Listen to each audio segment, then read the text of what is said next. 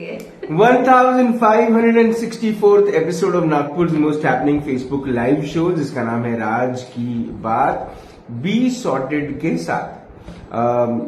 अमूमन हम हर हफ्ते इस शो के माध्यम से मेंटल हेल्थ के बारे में बात करते हैं। कोशिश यही होती है कि इस शो के माध्यम से आप तक वो बात पहुंचे जो बात आप कई बार सोचकर थोड़े से उत्सुक भी हो जाते हैं और मन में बहुत सारे सवाल आते हैं कि ऐसा क्यों। तो कई बार ऐसे क्यों के लिए ऐसा यूं जवाब देने के लिए आती हैं मिसेस सोनल फुके मैम। मैम एक जानी मानी साइकोलॉजिस्ट हैं एंड एक कॉर्पोरेट ट्रेनर। मैम नमस्कार, स्वागत आपका आज की बात में।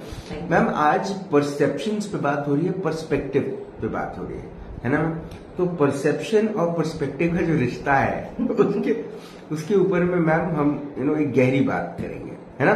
तो सबसे पहले तो मैम ये मुझे बताइए कि बड़ी साधारण भाषा में और एक शब्दों में आप बताएं, व्हाट आर परसेप्शंस।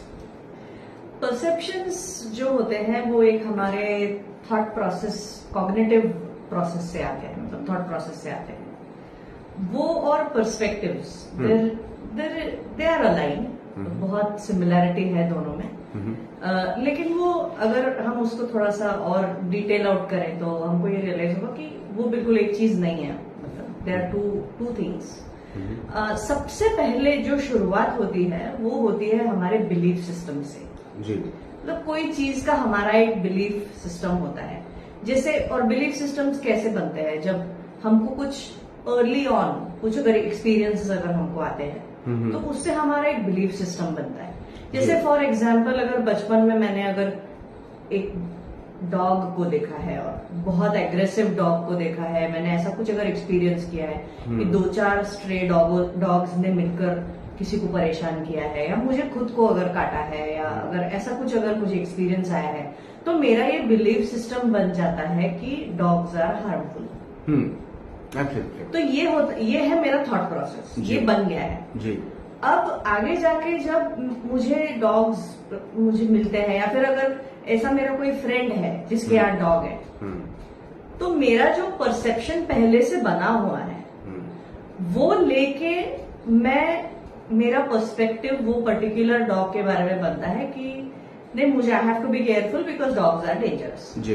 तो जो डॉग्स आर डेंजरस तो मुझे केयरफुल रहना चाहिए। ये जो मेरा वो डॉग के लिए जो मेरा पर्सपेक्टिव बन गया है, it is based on the past perceptions that I have created in my mind because of certain beliefs. तो पहले परसेप्शंस आते हैं और परसेप्शंस को लेके फिर हमारे perspective is basically a lens to look at things, right. और जो परसेप्शंस है वो हम मीनिंग जो असाइन करते हैं चीजों को जी। मतलब डॉग ने काटा है किसी को, मैंने ऐसा देखा है, तो इसका मतलब डॉग्स डेंजरस है। तो ये परसेप्शंस और पर्सपेक्टिव का बहुत ऐसे बहुत स्ट्रांग डिफरेंस नहीं दिखता हमको। दोनों हम नजरिया, दृष्टिकोण, पर्सपेक्टिव वही है, but the starting point is our belief system जो कि हमारा परसेप्शन बनाता है किसी चीज को लेकर। बट मैम जो कॉमन मिस्टेक्स हम करते हैं अबाउट अबाउट आवर परसेप्शंस, वो क्या होते हैं? मिस्टेक हम ये करते हैं परसेप्शंस को लेके कि हम परसेप्शंस में, हमारे परसेप्शंस में और रियलिटी में हम डिफरेंस ही नहीं देखते जी। अगर मेरा परसेप्शन ये है कि डॉग्स आर डेंजरस, तो वो मेरा परसेप्शन मेरे पास्ट एक्सपीरियंसेस की वजह से है, but that is not an absolute reality जी। जब मैं कोई चीज को एक एब्सोल्यूट रियलिटी मान के जब मैं चलती हूँ जी, तो वो परसेप्शंस फिर थोड़े से मिसअंडरस्टैंडिंग्स क्रिएट कर सकते हैं लोगों के बीच में, या फिर सेल्फ परसेप्शन भी एक होता है। अगर कोई रीजन की वजह से अगर मेरा सेल्फ एस्टीम अगर मेरा लो है, it may be because of the circumstances कि I have grown in a very modest family, इतने रिसोर्सेज मेरे पास नहीं थे, लैंग्वेज डेवलपमेंट मेरी उतनी अच्छी नहीं हुई है, तो मेरा सेल्फ एस्टीम थोड़ा सा लो है जी। तो उसकी वजह से मैं अपने आप को ऐसा मिस इंटरप्रेट कर सकती हूँ कि मतलब मैं उतनी सक्सेसफुल नहीं बनूंगी लाइफ में। तो ये मेरे परसेप्शंस की वजह से अपने बारे में मैंने जो पर्सपेक्टिव बना के रखा है जी, that might not be helpful, sometimes that might be very harmful. तो ये डिस्टॉर्टेड परसेप्शंस जो होते हैं, क्योंकि हम हमारे परसेप्शन को हम रियलिटी मान के चलते हैं जी, तो ये इसकी वजह से बहुत प्रॉब्लम्स हो सकते हैं। जब उसका एक इंडिकेशन ये है कि जब हमको ऐसा लगता है कि ये मतलब मेरा डिस्टॉर्टेड परसेप्शन है या नहीं है, तो ये अगर हमको पता लगाना है तो हमको अपने आप को ये पूछना चाहिए कि मेरी एक बहुत स्ट्रांग रिएक्शन किसी चीज के लिए है क्या। अगर एब्सोल्यूट टर्म्स में मैं स्ट्रांग रिएक्शन किसी चीज के लिए अगर मैं दे रही हूँ जी, इसका मतलब ये है कि मैं अपने परसेप्शन को ही रियलिटी मान रही हूँ। पर ये जो जिद है कि मेरा परसेप्शन जो है या मेरा जो पर्सपेक्टिव है हाँ इस पर्टिकुलर सब्जेक्ट के ऊपर में, इस पर्टिकुलर व्यक्ति के ऊपर में, इस पर्टिकुलर सिचुएशन के ऊपर में वही सही है, ये जो एडमिनेंसी है, हाँ क्या ये सही है?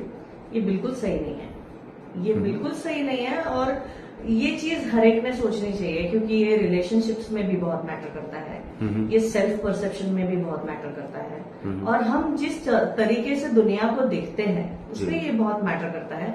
Gradually with experiences and with age we do realise, जब होता है कि हमको एक चीज इस तरह से हम सोच के चल रहे हैं, एक पर्सपेक्टिव से लेके चल रहे हैं, उसको जब धक्का बैठता है जी, तब वो एक्सपीरियंस को बोलते हैं पैराडाइम शिफ्ट। मतलब मैं एक मूवी बीच में मैंने देखी थी और मुझे बहुत अच्छा एग्जाम्पल लगा वो परसेप्शंस के बारे में। मूवी का नाम है तहजीब जी, जो उर्मिला मातोंडकर, शबाना आजमी और अर्जुन रामपाल वगैरह है उसमें। मैम आप बहुत जल्दी देख लिया आपने मूवी। बहुत पुरानी मूवी हाँ, है। बहुत पुरानी, मैंने अभी जी, इतने में जी। नहीं देखी, बट वो जब मैं परसेप्शंस के बारे में सोच जी, रही जी, जी, जी। थी तब मुझे वो एग्जाम्पल बहुत अच्छे से याद आया कि it clearly makes you think about how you should analyse, how you should evaluate your perceptions. वो मूवी में ऐसा है कि वो जब उर्मिला मातोंडकर में she is a small child, her mother is a singer, Shabana Azmi. She's a singer, a very successful singer. जी. And she has to work because, of the financial situation in her house. Her father is Rishi Kapoor. Rishi Kapoor, he is an alcoholic and he becomes unsuccessful in business. जी. And उसका self esteem बहुत low हो जाता है. तो उसकी वजह से वो और he gets into this negative thought cycle कि I am not good for anything. And now she starts working. So बच्चे बिल्कुल छोटे हैं. She keeps herself away from the house to earn money. और because the child is Urmila Matondkar, because she is very small, वो उसके दिमाग में एक परसेप्शन बन जाता है कि my mother is never available for me. जी, मेरी माँ अपनी दुनिया में बिजी रहती है, उसको तो खुद के अलावा उसको कुछ दिखता ही नहीं।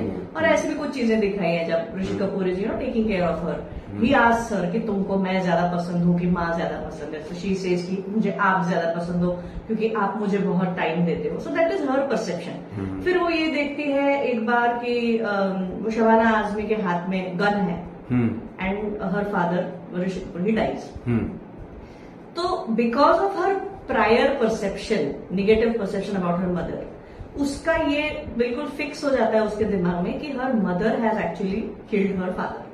जबकि कोर्ट को एविडेंसेस नहीं मिलते and then they release Shabana Azmi and she carries on with her life, और फिर द मूवी गोज ऑन आगे। जी. और फिर आगे later in life when they confront each other, जब ये बताती है कि ऐसे तुमने ऐसे किया, तुमने वैसे किया, तुमने मेरी लाइफ पूरी स्पॉइल कर दी, नहीं तो आज पापा जिंदा होते वगैरह जो भी होता है, then she tries to clear her perception about herself. तब शबाना आजमी मतलब as a mother she tells her की, फिर तो वो बताती है कि ऐसे ऐसे हुआ था। सो ये जो उसका sudden change and shift of perception जो होता है अपने माँ के बारे में, it is because at that time she is forced to open her दिमाग and try to understand a different view point. तो कभी कभी सिचुएशंस हमको फोर्स करती हैं रियलिटी दिखाने के लिए, पर मोस्ट ऑफ द टाइम हम इतने अपने परसेप्शन में और पर्सपेक्टिव्स में इतने मशगूल होते हैं कि कोई रियलिटी आ भी जाती है सामने, तो हम हमारे बायसेस के हिसाब से वो रियलिटी को देखते हैं और जो एक्चुअल रियलिटी होती है वो हमको दिखती नहीं है। तो एनालाइजेशन कैसे करें? हाँ, तो वही रणनीति क्या है? रणनीति यही है कि हमको सबसे पहली बात, we have to be very aware कि मेरे बायसेस हो सकते हैं, because of my bringing up biases हो सकते हैं, because where I have been brought up उसकी वजह से मेरे खुद के कुछ परसेप्शंस हो सकते हैं।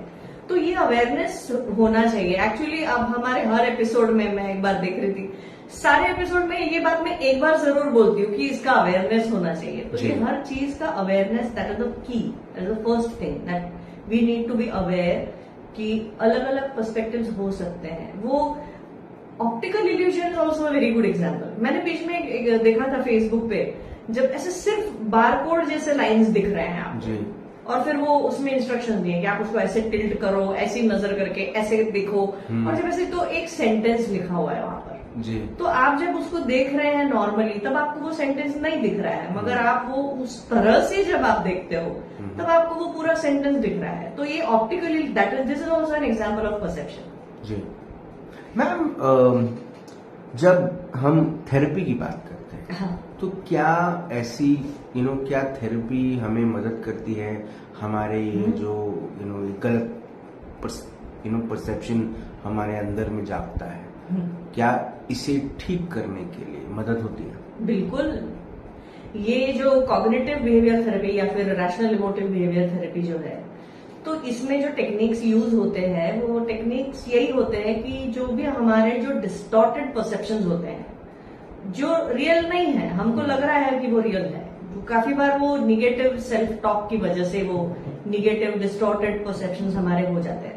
तो वो थेरेपी में स्लोली, मतलब it's a process basically, it makes you think about why do you think, what is the evidence कि आप जो बोल रहे हो वो सही है। It's a process basically. उसमें आपको वो सोचने पे मजबूर करते हैं, उसको डिस्प्यूटेशन बोलते हैं जी। कि आपका जो भी थॉट प्रोसेस है, जैसे फॉर एग्जाम्पल मुझे कहीं, ये एक पर्टिकुलर मेरा ये ऐसा परसेप्शन है कि अगर मैंने IAS का एग्जाम क्लियर किया, then I am a successful person. Till that time I am not a successful person. तो अगर मेरा किसी रीजन की वजह से अगर वो नहीं कंप्लीट नहीं हो पा रहा है, तो does that mean that I have failed as a human being? तो ऐसे काफी बार सेल्फ इमेज के प्रॉब्लम्स आते हैं बिकॉज ऑफ खुद के परसेप्शंस। लेकिन वो थेरेपी आपका ऐसा खोल देता है दिमाग की, ऐसे देखो इसको इस तरह से देखो, ask yourself this question, this is distorted thinking. अब ऐसे कितने लोग हैं जो ये नहीं कर पाए, मगर उन्होंने ऐसा किया, वैसा किया, वैसा किया। So you basically make them think about their own perception, and when they realise कि नहीं बराबर है, मतलब ये ऐसा भी सोचना चाहिए, वैसा भी सोचना चाहिए, तो धीरे धीरे वो चला जाता है, and then you feel good about yourself. But ma'am, जैसे कि अब थेरेपी डेफिनेटली आपने बोली, लेकिन मैम रिलेशनशिप्स के अंदर में भी जो परसेप्शन के आधार पे लोग अपने रिश्ते नाते निभाते हैं या नहीं निभाते हैं, मैम क्या वो एक व्यक्ति को गलत परसेप्शन रखकर लोगों से दूर नहीं करता है? वो काफी बार ऐसा होता है कि हमारे परसेप्शंस, मतलब हमारे रिलेशंस को ही तो देखो ना, sister in law, mother in law, मतलब विलन कैरेक्टर्स, या कभी कभी even daughter in law, villain character, फूफा वो तो एक अलग ही किस्सा है। तो ऐसे, मतलब ऐसे हमारे परसेप्शंस हैं, इसको स्टीरियोटाइपिंग भी बोलते हैं कैरेक्टर्स को ये जी। तो वो परसेप्शन के साथ जब हम हर चीज देखते हैं तो ऑब्वियस है कि मिसअंडरस्टैंडिंग होगा जी। कोई कुछ बोल रहा है, लेकिन आपका जो परसेप्शन बना हुआ है वो अगर एक तरह का है, तो अगर वो आपके भले के लिए भी अगर बोल रहा है इंसान, तो आपको यही लगेगा कि उसको तो मुझे नीचे ही दिखाना था, उसको तो मुझे एक्सेप्ट ही नहीं उसने मुझे किया है, इसलिए ऐसे किया है। और ऐसा वो काफी बार ये हम खुद ही अपने मन में रिएनफोर्स भी करते जाते हैं हमारे परसेप्शन, कि देखो ऐसा हुआ था, उस वक्त उसने ऐसा बोला था, इसका मतलब ऐसा है। But we don't try to seek the reality behind it, we don't feel that there is any other reality. Ma'am, do we feel that there is no need to dig out the reality? हाँ, ऐसा भी होता है कि ऐसा लगता है कि ये इतना तो क्लियर है, इतना क्लियर मेरे मन में है ना, मेरे मन में जो मेरे परसेप्शंस है उसकी वजह से वो इतना क्लियर है। अब सादा एग्जांपल है ना, अगर मैं 6 ड्रॉ करूं, मुझे अगर 6 दिख रहा है और तुमको अगर 9 दिख रहा है, तो इसमें तो हम घंटों तक आर्ग्यू करते रह सकते हैं, मैं भी सही हूँ और तुम भी सही हो जी। मगर जब मैं उसको ऐसा उल्टा करके जब मैं तुमको दिखाती हूँ, तब तुम्हारे दिमाग में ये आ सकता है कि अच्छा ऐसा भी हो सकता है कि दो लोग एक साथ बिल्कुल अलग डायरेक्शन में सोच रहे हैं और दोनों सही हो सकते हैं। हमारा एक पता नहीं, एक हमारा ऐसा परसेप्शन है कि या तो मैं सही हूँ या तो तुम सही हो, दोनों नहीं सही हो सकते। हाँ, मतलब सही और गलत ये यही है। ये ब्लैक एंड व्हाइट थिंकिंग, ये भी एक थेरेपी का ही एक पार्ट है। ब्लैक एंड व्हाइट थिंकिंग जो होता है कि आइदर सक्सेसफुल और फेल, आइदर ब्यूटीफुल और अगली, आइदर लूजर और विनर। हम ऐसे ब्लैक एंड व्हाइट में सोचते हैं। तो अगर मैं सही हूँ तो 100% तुम गलत हो, और अगर तुम सही हो तो 100% मैं गलत हूँ। मगर रियलिटी वो नहीं है। रियलिटी ये है कि दोनों सही हो सकते हैं एट द सेम टाइम, दोनों गलत भी हो सकते हैं और दोनों गलत भी हो सकते हैं। Correct. Super ma'am, I think ये चीजों के ऊपर में ना एक वो बोलते ना सेल्फ एनालाइजेशन करना बहुत ज्यादा जरूरी है। बिल्कुल। और हमको खुद को इस बात को लेकर, एक बात को लेकर सॉर्टेड होना पड़ेगा कि क्या हम वाकई में चीजों को लेकर क्लियर हैं भी कि नहीं, और अगर नहीं है तो मैम फिर हमने थेरेपी ले लेनी चाहिए। And it's nothing wrong ma'am. Therapy, बीच में मैंने कहीं पढ़ा था कि थेरेपी नीड करके उसको वैसे नहीं लेना कि इसको जरूरत है या उसको जरूरत नहीं है। थेरेपी हेल्प्स आपकी जो भी स्टेट ऑफ माइंड है। Therapy helps you see things clearly, और अलग अलग पर्सपेक्टिव से वो आपको चीजें दिख सकती हैं। And I think it is very liberating when you see, मतलब ये जब होता है ना कि मैं सही हूं तुम गलत हो, मैं सही हूं तुम गलत हो, तुम गलत हो तुम गलत हो, ये जब कंटिन्यूअस बेसिस पे हमारे दिमाग में चालू रहता है, we can not be at peace. जबकि when we realise, suddenly sometimes we realise कि नहीं तुम सही हो, मैं भी सही हूं, तुम भी सही हो, that gives a very different level of peace and liberation. और हम ऐसे थोड़े मतलब कूल डाउन हो जाते हैं कि नहीं तुम भी सही हो, मतलब ठीक है, I can trust you. I think that is very important. And ma'am इसलिए शायद आजकल लोगों को कोई अगर कोई बात कह रहा है तो अगर उसका सीनियर भी होगा तो वो कहेगा नो यू आर राइट, है ना। भले उसके मन में चल रहा होगा कि क्या गलत बात कर रहा है तो, लेकिन फिर भी पहले जो शब्द वो बोलता है यू आर राइट, बट आपके देखने का तरीका ये भी ये भी एक तरीका हो सकता है। सिक्के के इस पहलू को देखने का भी तरीका इस तरह से देखा जा सकता है। लेकिन ये पहलू भी जो मैं कह रहा हूँ, ये भी पहलू आप एक बार सोच के देखिए, हो सकता है कि ये सही हो। और फिर मैम वो सही में मैम वो कहते हैं ना कि बुरे और सबसे ज्यादा बुरे में, है ना, चुनने की जब बात आती है तो लोग बुरे को चुनते हैं, सबसे ज्यादा बुरे को नहीं चुनते। या अच्छे और बहुत अच्छे में से जब चुनने को मौका मिले। काफी बार ऐसा भी होता है ना कि ऐसा एनकरेज किया जाता है कि अलग अलग सिटीज देखो, अलग अलग कंट्रीज घूमो, अलग अलग कल्चर्स एक्सपीरियंस करो। और जब हम वो करते हैं तब हमको दिखता है कि अच्छा ये भी तरीका होता है जीने का, ये भी फूड लोग इस तरह से भी खाते हैं, और ये इंग्रेडिएंट को ऐसे भी यूज किया जा सकता है। तो इससे हम अंदर हमारा जो इनर वर्ल्ड है it becomes richer, and I think that is what our aim of life should be. And I think this is the line which I was looking for, कि हमारी लाइफ का जो एम है, वो M यही है कि हम सही दिशा में जाएं और एक सही सोच रखें, सही पर्सपेक्टिव रखें और उसमें आगे बढ़ते रहें। बिल्कुल। और अगर आपको ऐसा लगता है कि इस कश्मकश में हैं आप, तो फिर आप एक थेरेपी से आप बहुत सारी चीजों में अपने आप को सही कर सकते हैं। Therapy helps. आपने अपना वक्त दिया, आपने हमसे बात करी, उसके लिए बहुत बहुत धन्यवाद। Thank you so much ma'am. Thank you. Super. Mrs Sonal Phuke ma'am से बात हुई, मुलाकात हुई, दिस एक्सक्लूसिव एपिसोड ऑफ आज की बात। एक बड़ी अच्छी बात ध्यान में आई, कुछ दिन पहले मैंने एक रील देखा, उसमें एक रेस हुई, एक रेस में फर्स्ट सेकंड थर्ड बच्चे आए, तो जब मेडल देने की बारी आई तो जो बच्चा पहले वो क्या होता है, एक स्टैंड होता है जहां पर फर्स्ट सेकंड थर्ड के बच्चे खड़े रहते हैं, फिर उनको मेडल पहनाया जाता है। तो बच्चा जो फर्स्ट में खड़ा हुआ था उसने बाकी दोनों को बोला कि आप दोनों भी मेरे बाजू आके खड़े हो जाओ, क्योंकि ये जो जीत है ये हम सब की है, हम सब जीते, हम तीनों जीते हैं, क्योंकि तुमने भी उतनी ताकत लगाई होगी जितनी मैंने लगाई, पर शायद मैं कुछ और एक्स रीजंस की वजह से पहले आ गया। तो ये जो मानसिकता है, इसमें अगर हम थोड़ा सा बदलाव ला लें तो चीज दुनिया बदल सकती है। जो पर्सपेक्टिव है, यही वो चीज है जिसकी वजह से चीजें बदलती हैं, चीजें खुशहाली की तरफ जाती है ना। वो एक कहावत है कि an apple a day keeps a doctor away, पर ऐसा नहीं है कि लोग डॉक्टर्स एप्पल नहीं खाते, डॉक्टर्स खुद भी एप्पल खाते हैं। सोच के देखिए, जिंदगी खूबसूरत है। आपसे फिर होगी मुलाकात इन राज की बात, तब तक जिंदा रहें। जय हिंद।